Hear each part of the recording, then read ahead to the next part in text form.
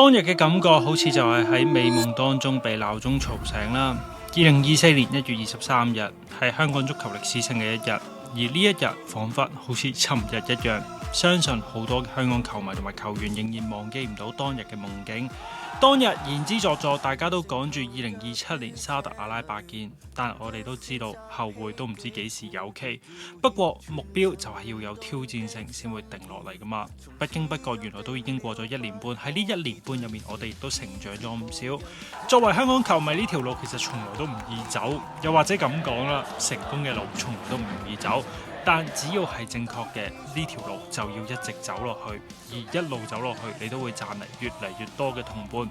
儘管喺過程中可能會有意見分歧、爭執，不過講到底，我哋仍然係互相支撐嘅同伴。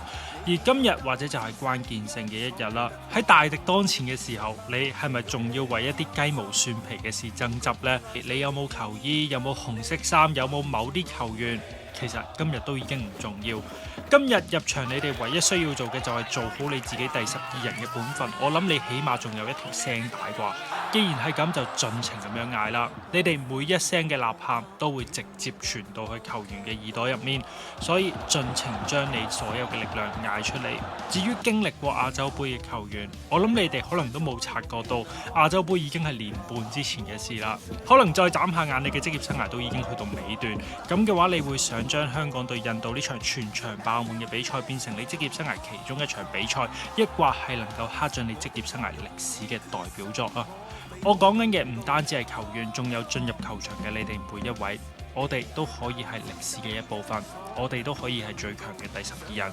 等我哋去為球員提供最好嘅場景，去俾佢哋從第一分鐘就擁抱呢種興奮作為燃料。今日唯一需要做嘅就係嗌爆呢個啟德，一齊闖過呢一關。5萬人同時都係11人，我哋今晚見啦！